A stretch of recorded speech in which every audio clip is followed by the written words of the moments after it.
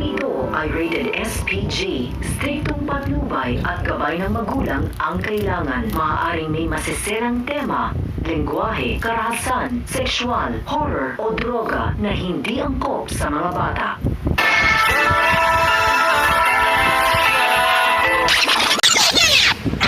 Ang mga dapat nating abangan sa FPG's Batang Quiapo. Natunghian nga natin ang mga kaganapan sa ating bida na si Tanggol. Sobrang nakakadurog ng puso ang sinapit ni Tanggol sa kamay mismo na kinalakahan niyang amang si Rigor. At tagumpay nang nakuha ni Tanggol ang pera kina Roy na ibinigay sana niya kay Mokang.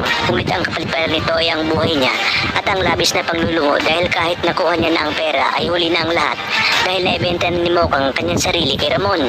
Na labis na ikinadurog ng puso ni Tanggol.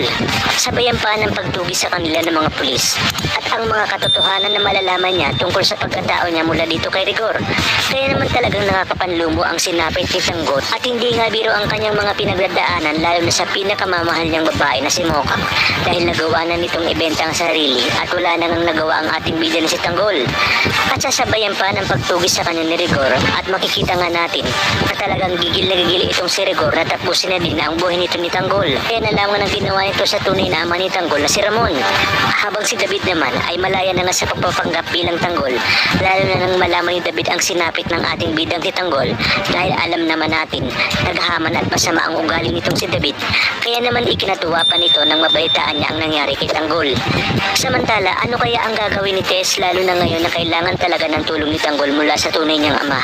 Lalapit na kaya ito kay Ramon maisalba lang ang nanganganib na buhay ni Tanggol? At mapapatawad pa kaya niya si Rigor sa ginawa nito sa kanyang anak na si Tanggol? Sa kabilang banda, sinisi naman ni Mokang ang kanyang sarili dahil siya daw ang dahilan kaya nagawa ni Tanggol na magnakaw. At ngayon na si Tanggol naman ang nangangailangan ng tulong, ano kaya ang gagawin ni Mokang? Lalapit din kaya siya kay Ramon upang humingi ng tulong para kay Tanggol? Ito na kaya malalaman ni Ramon na ang tunay niyang anak na nag-aagaw buhay ngayon at si Rigor Dimagiba ang dahilan ng sinapit ng kanyang anak.